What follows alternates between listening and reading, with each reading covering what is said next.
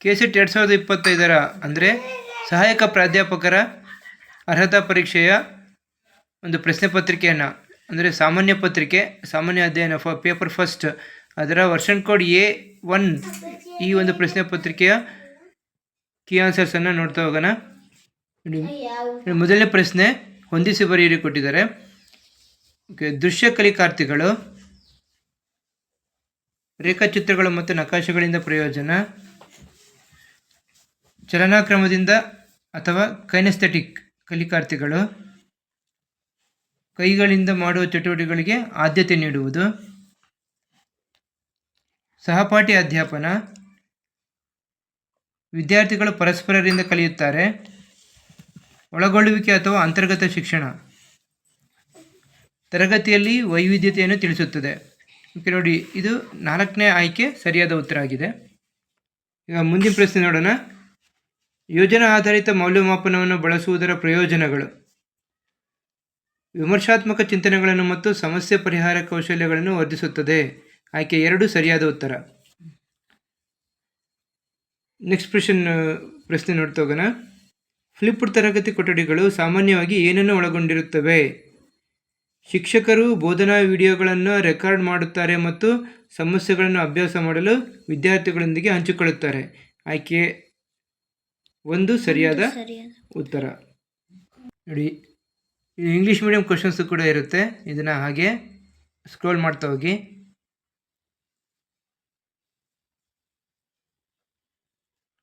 ಬನ್ನಿ 4ನೇ ಪ್ರಶ್ನೆ ನೋಡ್ತಾ ಹೋಗೋಣ. ಗಣಕಯಂತ್ರ ಆಧಾರಿತ ಪರೀಕ್ಷೆಯು ಅಂದರೆ CBT ಒಳಗೊಂಡಿರುವ ಹಂತಗಳನ್ನು ಅನುಕ್ರಮಗೊಳಿಸಿ. ಪರೀಕ್ಷಾ ಸ್ವರೂಪ ವಿನ್ಯಾಸ, ಪ್ರಶ್ನೆಗಳ ರಚನೆ, ವೇದಿಕೆಗಳು ಅಥವಾ ತಂತ್ರಜ್ಞಾನವನ್ನು ಆಯ್ಕೆ ಮಾಡುವುದು, ಪರೀಕ್ಷೆಯ ಉದ್ದೇಶಗಳನ್ನು ವ್ಯಾಖ್ಯಾನಿಸುವುದು. ಇದರಲ್ಲಿ ಆಯ್ಕೆ 2 ಸರಿಯಾದ ಉತ್ತರ ಆಗಿದೆ ನೋಡಿ. ಈಗ ಮುಂದಿನ ಪ್ರಶ್ನೆ ನೋಡ್ತಾ ಹೋಗೋಣ. ಈ ಕೆಳಗಿನವುಗಳನ್ನು ಹೊಂದಿಸಿ ಬರೆಯಿರಿ. ಮ್ಯಾಚ್ ದ ಫಾಲೋಯಿಂಗ್ ಇದು.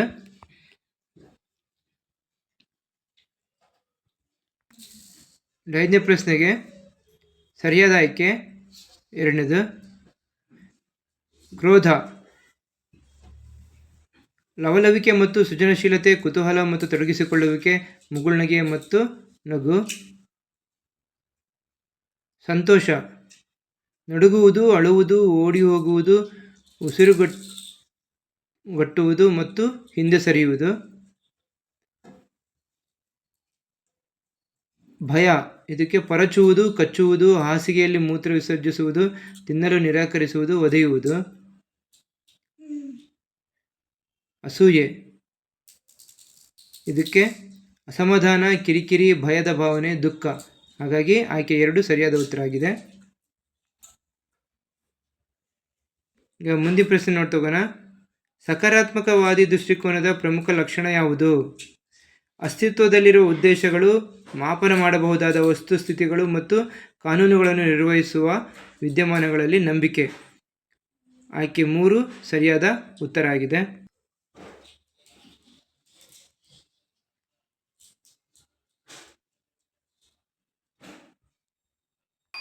ಈಗ 7ನೇ ಪ್ರಶ್ನೆ ನೋಡೋಣ.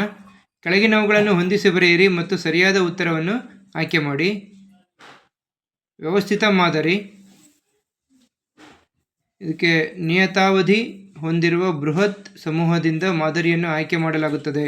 ಯಾದೃಚ್ಛಿಕ ಮಾದರಿ, ಸಮೂಹದ ಪ್ರತಿಯೊಂದು ಘಟಕಕ್ಕೆ ಆಯ್ಕೆ ಹೊಂದಲು ಸಮಾನ ಅವಕಾಶವನ್ನು ನೀಡಲಾಗುತ್ತದೆ. ಶ್ರೇಣೀಕೃತ ಮಾದರಿ, ಮಾದರಿಯನ್ನು ರೂಪಿಸಲು ಪ್ರತಿಯೊಂದು ಸ್ತರದಿಂದ ಘಟಕಗಳನ್ನು ಆಯ್ಕೆ ಮಾಡಲಾಗುತ್ತದೆ. ಕ್ಲಸ್ಟರ್ ಮಾದರಿ, ಸಮೂಹದ ಪ್ರತಿಯೊಂದು ಗುಂಪಿನಿಂದ ಮಾದರಿಯನ್ನು ಆಯ್ಕೆ ಮಾಡಲಾಗುತ್ತದೆ. ಹಾಗಾಗಿ ಆಯ್ಕೆ 3 ಸರಿ ಉತ್ತರ. 8ನೇ ಪ್ರಶ್ನೆ. ಮಾದರಿಯನ್ನು ಆಯ್ಕೆ ಮಾಡುವಲ್ಲಿ ಸರಿಯಾದ ಅನುಕ್ರಮವನ್ನು ಕೆಳಗಿನವುಗಳಲ್ಲಿ ಯಾವುದು ಪ್ರತಿನಿಧಿಸುತ್ತದೆ? ಸಮೂಹವನ್ನು ವ್ಯಾಖ್ಯಾನಿಸುವುದು, ಆನಂತರ ಸಮೂಹವನ್ನು ಪಟ್ಟಿ ಮಾಡುವುದು, ಅನಂತರ ಯಥೋಚಿತ ಮಾದರಿಯನ್ನು ಪಡೆಯುವುದು, ಕೊನೆಯದಾಗಿ ಪ್ರಾತಿನಿಧಿಕ ಮಾದರಿಯನ್ನು ಆಯ್ಕೆ ಮಾಡುವುದು. ಹಾಗಾಗಿ ಆಯ್ಕೆ 1 ಸರಿ ಉತ್ತರ. ಈಗ 9ನೇ ಪ್ರಶ್ನೆ, ಸಮಾಜ ವಿಜ್ಞಾನ ಮತ್ತು ಶಿಕ್ಷಣ ಕ್ಷೇತ್ರಗಳಲ್ಲಿ ಈ ಕೆಳಗಿನ ಯಾವ ಸ್ವರೂಪಣ ಶೈಲಿಯನ್ನು ಸಾಮಾನ್ಯವಾಗಿ ಬಳಸಲಾಗುತ್ತದೆ? American psychological association. ಆಯ್ಕೆ 3 ಸರಿ ಉತ್ತರ.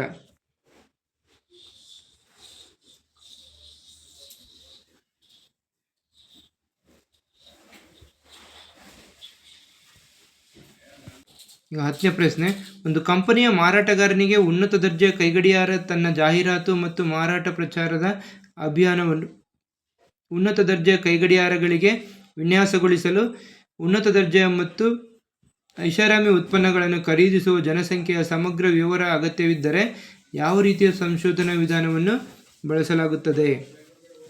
ಈ ವಿವರಣಾತ್ಮಕ ವಿಧಾನ ಅಂದರೆ ನೋಡಿ, ಎಕ್ಸ್ಪ್ಲೇನ್ ಮಾಡಿ ಅವ್ರಿಗೆ ಕನ್ಫರ್ಮ್ ಮಾಡಿದರೆ, ಆ ಪ್ರಾಡಕ್ಟ್ ಬಗ್ಗೆ ಎಕ್ಸ್ಪ್ಲೇನ್ ಮಾಡಿದರೆ ಚೆನ್ನಾಗಿ ಮನದಟ್ಟಾಗುತ್ತೆ. ಹಾಗಾಗಿ ಆಯ್ಕೆ 2 ಸರಿಯಾದ ಉತ್ತರ. ನೆಕ್ಸ್ಟ್ ನೋಡಿ, ಇಲ್ಲಿ ಕೆಳಗಿನ ಉದ್ಧೃತ ಭಾಗವನ್ನು ಗಮನವಿಟ್ಟು ಓದಿರಿ ಹಾಗೂ ಪ್ರಶ್ನೆಗಳಿಗೆ ಅಂದರೆ 11ರಿಂದ 15ನೇ ಪ್ರಶ್ನೆಗಳಿಗೆ ಈ ಒಂದು ಪಠ್ಯವನ್ನು ಓದ್ಕೊಂಡು ಅದಕ್ಕೆ ಆನ್ಸರನ್ನು ಮಾಡಬೇಕು. ಈ ಪಠ್ಯನ ಒಂದ್ಸಲ ಕಣ್ಣಾಯಿಸ್ತಾ ಹೋಗಿ.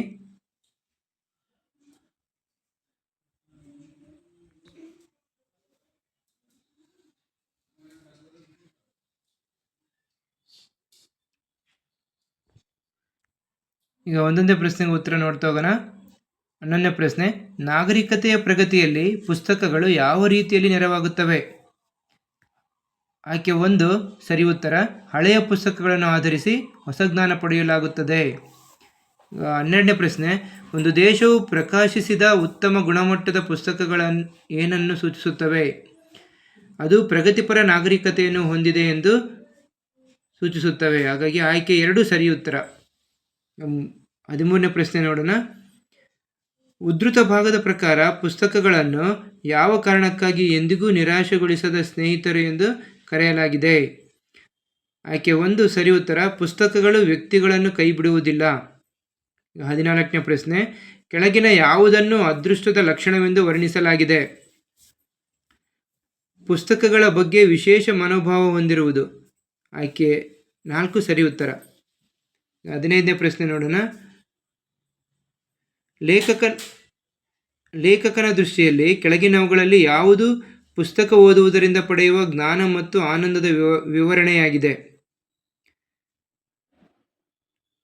ನಾವು ಹೆಚ್ಚು ಜ್ಞಾನ ಮತ್ತು ಕಡಿಮೆ ಆನಂದವನ್ನು ಪಡೆಯುತ್ತೇವೆ. ಬಿ, ನಾವು ಹೆಚ್ಚು ಆನಂದ ಮತ್ತು ಕಡಿಮೆ ಜ್ಞಾನ ಪಡೆಯುತ್ತೇವೆ. ಸಿ, ನಾವು ಜ್ಞಾನ ಮತ್ತು ಆನಂದಗಳೆರಡನ್ನೂ ಸಮ ಪ್ರಮಾಣದಲ್ಲಿ ಪಡೆಯುತ್ತೇವೆ. ನೋಡಿ, ಆಯ್ಕೆ 4 ಸರಿ ಉತ್ತರ. ಸಿ ಮಾತ್ರ, ಅಂದರೆ ನಾವು ಜ್ಞಾನ ಮತ್ತು ಆನಂದಗಳೆರಡನ್ನೂ ಸಮ ಪ್ರಮಾಣದಲ್ಲಿ ಪಡೆಯುತ್ತೇವೆ. ಇದು ಸರಿ ಉತ್ತರ ಆಗಿದೆ.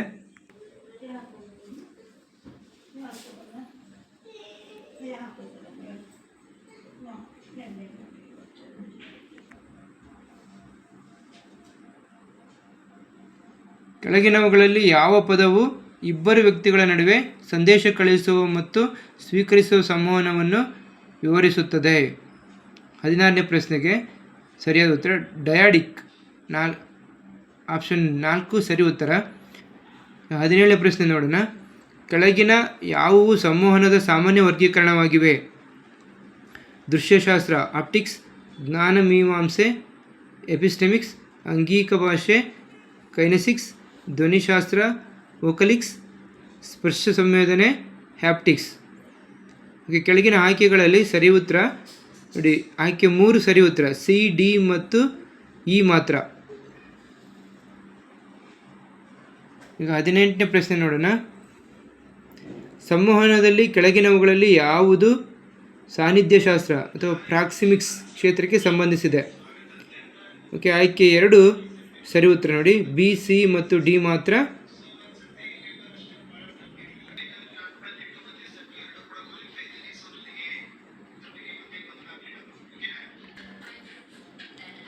ಹತ್ತೊಂಬತ್ತನೇ ಪ್ರಶ್ನೆ, ಒಂದು ತರಗತಿಯಲ್ಲಿ ಪರಿಣಾಮಕಾರಿ ಸಂವಹನಕ್ಕೆ ಪ್ರಸ್ತುತವಾಗಿರುವ ತಂತ್ರಗಳು ಯಾವುವು?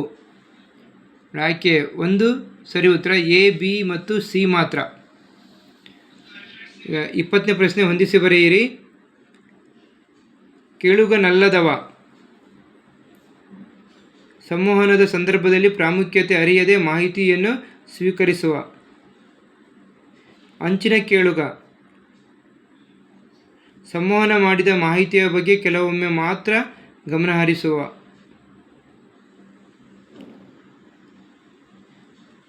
ಮೌಲ್ಯಮಾಪನಾತ್ಮಕ ಕೇಳುಗ ಒಬ್ಬನಿಗೆ ಅಗತ್ಯವಿರುವುದಕ್ಕಿಂತ ಇತರೆ ಮಾಹಿತಿಯಲ್ಲಿ ತೊಡಗಿಕೊಂಡಿರುವವ. ಸಕ್ರಿಯ ಕೇಳುಗ ಮಾಹಿತಿ ಪರಿಣಾಮಗಳನ್ನು ಅರ್ಥ ಮಾಡಿಕೊಳ್ಳಲು ಅದರ ಪ್ರಸ್ತುತತೆಯನ್ನು ಗಮನಿಸುವುದು. ಹಾಗಾಗಿ ಆಯ್ಕೆ 2 ಸರಿ ಉತ್ತರ ಆಗಿದೆ ನೋಡಿ.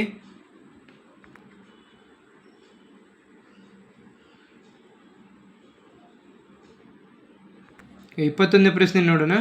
ಕೆಳಗಿನ ಸರಣಿಯಲ್ಲಿ ಮುಂದೆ ಏನು ಬರುತ್ತದೆ? ZBIJ WDKL TGMN QKOP dash. ಆಯ್ಕೆ 1 ಸರಿ ಉತ್ತರ ನೋಡಿ. NPQR. 22ನೇ ಪ್ರಶ್ನೆ ನೋಡೋಣ. ಒಂದು ನಿರ್ದಿಷ್ಟ ಭಾಷೆಯಲ್ಲಿ ಕಾಫಿಯನ್ನು 3156655 ಎಂದು ಬರೆದರೆ ಅದೇ ಭಾಷೆಯಲ್ಲಿ ಟೀಯನ್ನು ಹೇಗೆ ಬರೆಯಲಾಗುತ್ತದೆ? ನೋಡಿ 2051. ಆಯ್ಕೆ 3 ಸರಿ ಉತ್ತರ ನೋಡಿ. ಈಗ 23ನೇ ಪ್ರಶ್ನೆ ನೋಡ್ತಾ ಹೋಗೋಣ. ಒಂದು ಕಾರು 6 ಗಂಟೆಗಳಲ್ಲಿ 50 ಕಿಲೋಮೀಟರ್ ಪ್ರತಿ ಗಂಟೆ ವೇಗದಲ್ಲಿ ಒಂದು ನಿರ್ದಿಷ್ಟ ದೂರವನ್ನು ಕ್ರಮಿಸುತ್ತದೆ. 4 ಗಂಟೆಗಳಲ್ಲಿ ಅದೇ ದೂರವನ್ನು ಕ್ರಮಿಸಲು ಅದು ಯಾವ ವೇಗದಲ್ಲಿ ಕ್ರಮಿಸಬೇಕಾಗುತ್ತದೆ?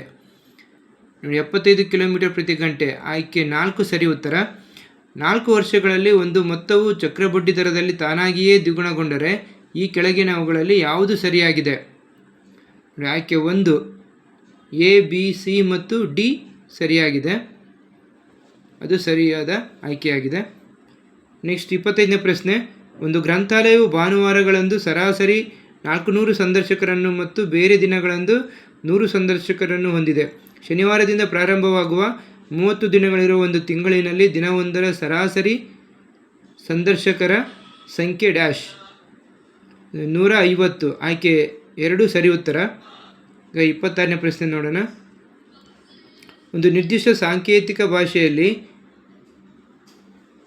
ಥ್ರೆಟ್ ಅನ್ನು RHTTAE ಎಂದು ಬರೆಯಲಾಗಿದೆ.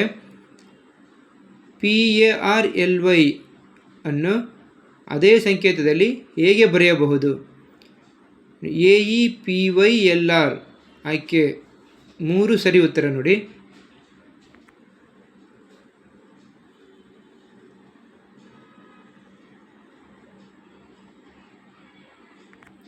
ಇಪ್ಪತ್ತೇಳನೇ ಪ್ರಶ್ನೆ ನೋಡ್ತಾ ಹೋಗೋಣ.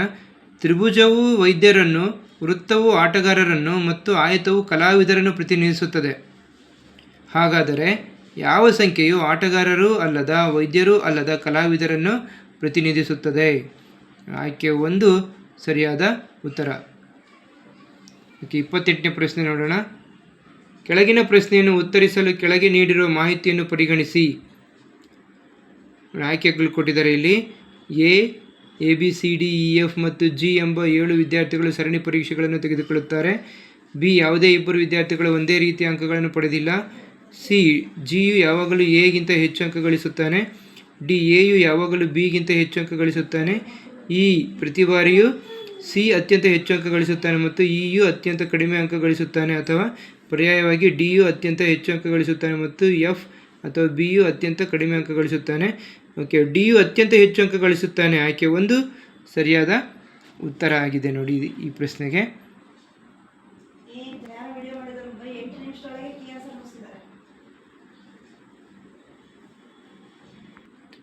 29ನೇ ಪ್ರಶ್ನೆ. ಒಬ್ಬ ಪೊಲೀಸನು 20 ಕಿಲೋಮೀಟರ್ ಪೂರ್ವಕ್ಕೆ ಹೋಗುತ್ತಾನೆ ಮತ್ತು ದಕ್ಷಿಣಕ್ಕೆ ತಿರುಗಿ 30 ಕಿಲೋಮೀಟರ್ ಸಾಗುತ್ತಾನೆ. ತದನಂತರ ಪುನಃ ತನ್ನ ಎಡಕ್ಕೆ ತಿರುಗಿ 10 ಕಿಲೋಮೀಟರ್ ಸಾಗುತ್ತಾನೆ. ಅವನು ಪ್ರಾರಂಭದ ಬಿಂದುವಿನಿಂದ ಎಷ್ಟು ದೂರದಲ್ಲಿ ಇದ್ದಾನೆ? 30√2 ಕಿಲೋಮೀಟರ್. ಆಯ್ಕೆ 1 ಸರಿ ಉತ್ತರ. 30ನೇ ಪ್ರಶ್ನೆ. ಸಮಸ್ಯಾ ರೇಖೆಯ ಚಿತ್ರಗಳು ಈ ಕೆಳಗಿನಂತಿವೆ. ಓಕೆ, ಇದರಲ್ಲಿ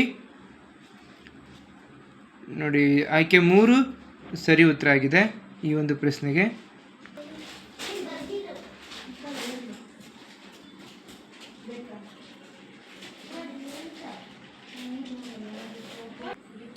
ಮೂವತ್ತೊಂದನೇ ಪ್ರಶ್ನೆ. ಕೆಳಗಿನ ಪೈ ಚಾರ್ಟ್ ಮತ್ತು ಸ್ತಂಭ ಅಥವಾ ಬಾರ್ ರೇಖಾಚಿತ್ರ ಅಧ್ಯಯನ ಮಾಡಿ ಮತ್ತು ಕೆಳಗಿನ ಪ್ರಶ್ನೆಗಳಿಗೆ ಉತ್ತರಿಸಿ ಅಂತ ಕೊಟ್ಟಿದ್ದಾರೆ. ಓಕೆ, ಇದಕ್ಕೆ ಕೀ ಆನ್ಸರ್ ನೋಡಿ, ಕೀ ಆನ್ಸರ್ ಬಿಟ್ಟ ಮೇಲೆ ನೋಡ್ಕೊಳ್ಳೋಣ. ಇದು ಆ್ಯಕ್ಚುಲಿ ಆನ್ಸರು 45:7:60 ಬರುತ್ತೆ. 38ನೇ ಪ್ರಶ್ನೆ, ಕೆಳಗಿನ ಕೋಷ್ಟಕ 6 ವಿಭಿನ್ನ ತಿಂಗಳುಗಳಲ್ಲಿ ಎ ಬಿ ಎಂಬ 2 ಪಟ್ಟಣಗಳಲ್ಲಿ ಮಾರಾಟವಾದ ಉತ್ಪನ್ನಗಳ ಸಂಖ್ಯೆಯನ್ನು ನೀಡುತ್ತದೆ. ಏಪ್ರಿಲ್ನಲ್ಲಿ ಪಟ್ಟಣ ಬಿನಲ್ಲಿ ಮಾರಾಟವಾದ ವಸ್ತುಗಳು ಅದೇ ತಿಂಗಳಿನಲ್ಲಿ ಪಟ್ಟಣ ಎನಲ್ಲಿ ಮಾರಾಟವಾದ ವಸ್ತುಗಳಿಗಿಂತ ಶೇಕಡ ಎಷ್ಟು ಹೆಚ್ಚಾಗಿರುತ್ತದೆ? ಶೇಕಡ 40 ಹೆಚ್ಚಾಗಿರುತ್ತದೆ. ಆಯ್ಕೆ 2 ಸರಿ ಉತ್ತರ ಆಗಿದೆ ಈ ಪ್ರಶ್ನೆಗೆ.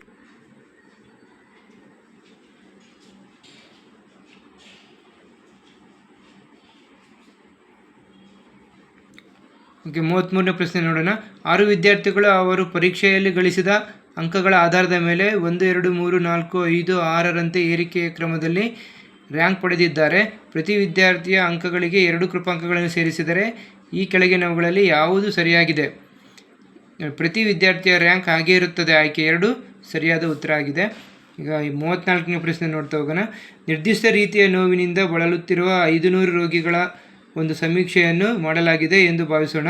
ಅಧ್ಯಯನದ ಉದ್ದೇಶವು ಅಂಥ ಎಲ್ಲ ರೋಗಿಗಳಲ್ಲಿ ನೋವಿಗಾಗಿ 2 ಔಷಧಗಳ ಬಳಕೆಯನ್ನು ತಿಳಿಯಬಹುದಾಗಿದೆ. ಈ ಕೆಳಗಿನ ಮಾಹಿತಿಯನ್ನು ಪಡೆಯಲಾಗಿದೆ.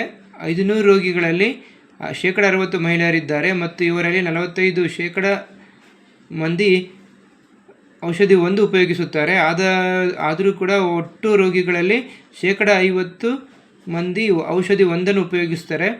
ಶೇಕಡ ಎಷ್ಟು ಪುರುಷರು ಮತ್ತು ಮಹಿಳೆಯರು ಕ್ರಮವಾಗಿ ಔಷಧಿ 1 ಉಪಯೋಗಿಸ್ತಾರೆ ಅಂತ ಪ್ರಶ್ನೆ. ಓಕೆ, 23% ಮತ್ತು 27%. ಪುರುಷರ ಸಂಖ್ಯೆ 23%, ಮಹಿಳೆಯರ ಸಂಖ್ಯೆ 27%. ಆಯ್ಕೆ 1 ಸರಿ ಉತ್ತರ ಆಗಿದೆ. ಈಗ 38ನೇ ಪ್ರಶ್ನೆ ನೋಡೋಣ. ಕೆಳಗಿನ ಗ್ರಾಫ್ ಒಂದು ವರ್ಷದಲ್ಲಿ ಪರೀಕ್ಷೆಗೆ ಹಾಜರಾದ ವಿದ್ಯಾರ್ಥಿಗಳ ಸಂಖ್ಯೆ ಮತ್ತು ಉತ್ತೀರ್ಣರಾದ ವಿದ್ಯಾರ್ಥಿಗಳ ಸಂಖ್ಯೆಯನ್ನು ಪ್ರತಿನಿಧಿಸುತ್ತದೆ. ಓಕೆ ನೋಡಿ, ಇದು ಆನ್ಸರ್ ಆ್ಯಕ್ಚುಲಿ 74.07% ಬರುತ್ತೆ ಇದಕ್ಕೆ. ಓಕೆ, ಇದನ್ನು ಕೀ ಆನ್ಸರ್ ಬಿಟ್ಟ ಮೇಲೆ ನೋಡೋಣ. ಇದೊಂದು ಕ್ವಶನ್ ಡೌಟ್ ಇದೆ.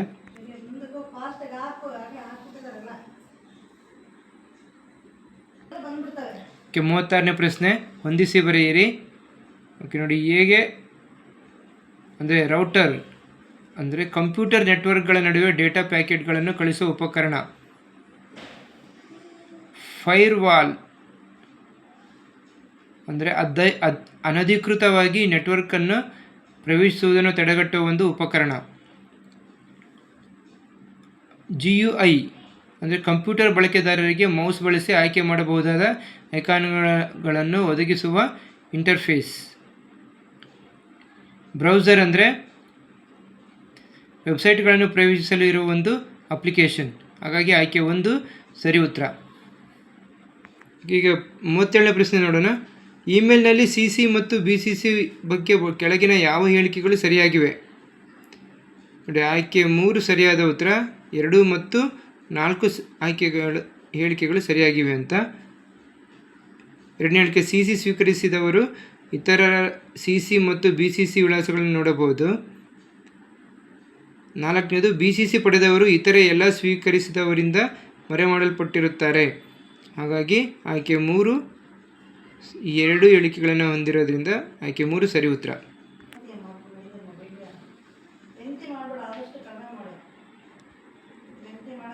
38ನೇ ಪ್ರಶ್ನೆ, ಕೆಳಗಿನ ಹೇಳಿಕೆಗಳನ್ನು ಪರಿಗಣಿಸಿ. S1 ಹೈಪರ್ ಪಠ್ಯ ಎನ್ನುವುದು ಇತರ ಪಠ್ಯಗಳಿಗೆ ಲಿಂಕ್ಗಳನ್ನು ಒಳಗೊಂಡಿರುವ ಪಠ್ಯವಾಗಿದೆ. S2 www ಹೈಪರ್ ಟೆಕ್ಸ್ಟ್ ಆಧಾರವಾಗಿದೆ. ಇದು ಬಳಕೆದಾರರಿಗೆ ಹೈಪರ್ ಲಿಂಕ್ಗಳನ್ನು ಕ್ಲಿಕ್ ಮಾಡುವ ಮೂಲಕ ವೆಬ್ ಪೇಜ್ಗಳ ನಡುವೆ ನಿರ್ದೇಶಿಸಲು ನೇವಿಗೇಟ್ ಮಾಡಲು ಅನುಮತಿಸುತ್ತದೆ. ಇಲ್ಲಿ S2 ಮಾತ್ರ ಸರಿ ಇದೆ. ಹಾಗಾಗಿ ಆಯ್ಕೆ 2 ಸರಿಯಾದ ಉತ್ತರ ಆಗಿದೆ ಈ ಪ್ರಶ್ನೆಗೆ. ಈಗ 39ನೇ ಪ್ರಶ್ನೆ ನೋಡೋಣ. ವಿದ್ಯಾರ್ಥಿಗಳ ಕಲಿಕೆಯನ್ನು ಉತ್ತಮಗೊಳಿಸಲು ICTಯ ಉತ್ತಮ ಬಳಕೆ ಯಾವುದು? ಪ್ರತಿ ವಿದ್ಯಾರ್ಥಿಯು ತನ್ನ ಮಟ್ಟಕ್ಕೆ ತಕ್ಕಂತೆ ಕಲಿಕೆಗೆ ಸಹಾಯ ಮಾಡುವ ಕಲಿಕೆಯ ಆ್ಯಪ್ಗಳನ್ನು ಬಳಸುವುದು. ಆಯ್ಕೆ 3 ಸರಿ ಉತ್ತರ. 40ನೇ ಪ್ರಶ್ನೆ, ಗೂಗಲ್ ಫಾರ್ಮ್ಗಳ ಯಾವ ವಿಶಿಷ್ಟ ಲಕ್ಷಣವು ಅದನ್ನು ಸಮೀಕ್ಷೆಗಳಿಗೆ ಸೂಕ್ತವಾಗಿಸುತ್ತದೆ? ಬಹು ಆಯ್ಕೆ ಚೆಕ್ಬಾಕ್ಸ್ ಪ್ರಕಾರಗಳ ಪ್ರಶ್ನೆಗಳನ್ನು ಬೆಂಬಲಿಸುವುದು. ಆಯ್ಕೆ 2 ಸರಿಯಾದ ಉತ್ತರ. 41ನೇ ಪ್ರಶ್ನೆ, ಜೈವ ವೈವಿಧ್ಯಕೀಯ ತ್ಯಾಜ್ಯ ನಿರ್ವಹಣಾ ನಿಯಮಗಳು 2016 ಪ್ರಕಾರ ಗಾಜಿನ ಸಾಮಾನುಗಳು ಮತ್ತು ದೇಹದಲ್ಲಿ ಸೇರಿಸುವ ಲೋಹಗಳಾದ ಸಾಮಗ್ರಿಗಳನ್ನು ಡ್ಯಾಶ್ರಲ್ಲಿ ಸಂಗ್ರಹಿಸಬೇಕು. ಚುಚ್ಚಲಾಗದ, ಸೋರಿಕೆಯಾಗದ, ವಿರೂಪಗೊಳಿಸಲಾಗದ ಬಿಳಿ ಡಬ್ಬಗಳಲ್ಲಿ. ಆಯ್ಕೆ 3 ಸರಿಯಾದ ಉತ್ತರ ಆಗಿದೆ.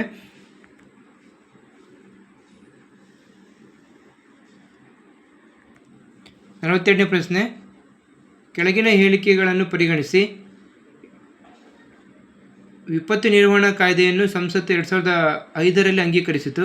ಬಿ. ಕೇಂದ್ರ ಗೃಹ ಮಂತ್ರಿಯವರು ರಾಷ್ಟ್ರೀಯ ವಿಪತ್ತು ನಿರ್ವಹಣಾ ಪ್ರಾಧಿಕಾರ ಅಧ್ಯಕ್ಷರಾಗಿ ಕಾರ್ಯನಿರ್ವಹಿಸುತ್ತಾರೆ. ಓಕೆ, ಇದಕ್ಕೆ ಆಯ್ಕೆ 1 ಸರಿಯಾದ ಉತ್ತರ. ನೋಡಿ, ಎ, ಬಿ ಮತ್ತು ಸಿ ಹೇಳಿಕೆಗಳು ಸರಿಯಿವೆ ಅಂತ. 43ನೇ ಪ್ರಶ್ನೆ, ವಿಶ್ವಸಂಸ್ಥೆಯ ಸುಸ್ಥಿರ ಅಭಿವೃದ್ಧಿಯ ಗುರಿ SDG 10 ಯಾವುದಕ್ಕೆ ಸಂಬಂಧಿಸಿದೆ? ಅಸಮಾನತೆ ಕಡಿಮೆಗೊಳಿಸುವುದು. ಆಯ್ಕೆ 2 ಸರಿಯಾದ ಉತ್ತರ.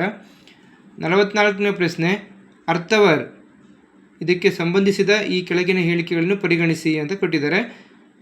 ಇದಕ್ಕೆ ಆಯ್ಕೆ 2 ಸರಿಯಾದ ಉತ್ತರ. ಅವುಗಳಲ್ಲಿ 3 ಮಾತ್ರ ಸರಿಯಾಗಿವೆ ಅಂತ.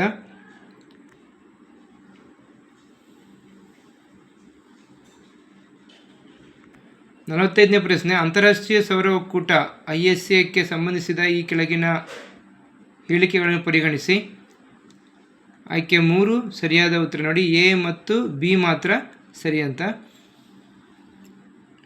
46ನೇ ಪ್ರಶ್ನೆ, ಕೆಳಗಿನವುಗಳಲ್ಲಿ ಯಾವುದು ಬೌದ್ಧ ಶಿಕ್ಷಣದ ಲಕ್ಷಣವಲ್ಲ? ದೈಹಿಕ ದಂಡನೆ. ಹಾಗಾಗಿ ಆಯ್ಕೆ 2 ಸರಿ ಉತ್ತರ. 47ನೇ ಪ್ರಶ್ನೆ, ಕೆಳಗಿನವುಗಳನ್ನು ಹೊಂದಿಸಿ ಬರೆಯಿರಿ ಅಂತ.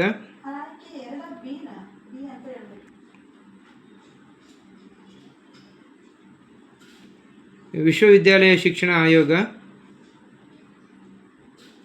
1948ರಿಂದ 49. ಪ್ರೌಢಶಿಕ್ಷಣ ಆಯೋಗ 1952-53. ಭಾರತೀಯ ಶಿಕ್ಷಣ ಆಯೋಗ 1964-66. ಪ್ರಥಮ ರಾಷ್ಟ್ರೀಯ ಶಿಕ್ಷಣ ನೀತಿ 1968. ಹಾಗಾಗಿ ಆಯ್ಕೆ 4 ಸರಿ ಉತ್ತರ.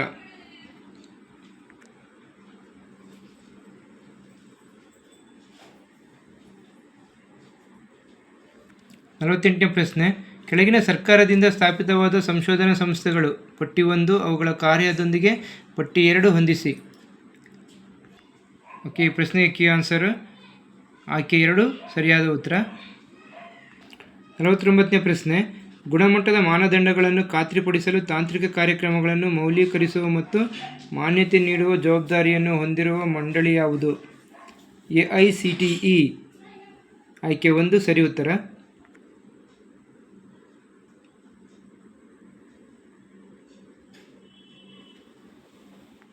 50ನೇ ಪ್ರಶ್ನೆ, ಮೌಲ್ಯಯುತ ಶಿಕ್ಷಣದ ಪ್ರಮುಖ ಅಂಶಗಳು.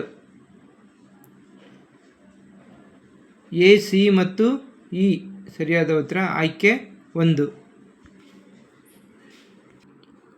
ಆಲ್ಮೋಸ್ಟ್ ಎಲ್ಲ ಪ್ರಶ್ನೆಗಳಿಗೂ ಸರಿ ಉತ್ತರ ಇದೆ ಅಂದ್ಕೊಂಡಿದ್ದೀನಿ. ಆದರೆ ಗೌರ್ಮೆಂಟ್ ಕೀ ಆನ್ಸರ್ ಬಂದಮೇಲೆ ನೋಡೋಣ, ಒಂದೆರಡು ಏನಾದರೂ ಡಿಫ್ರೆನ್ಸ್ ಆಗ್ಬೋದು ಅಷ್ಟೇ. Thank you for watching.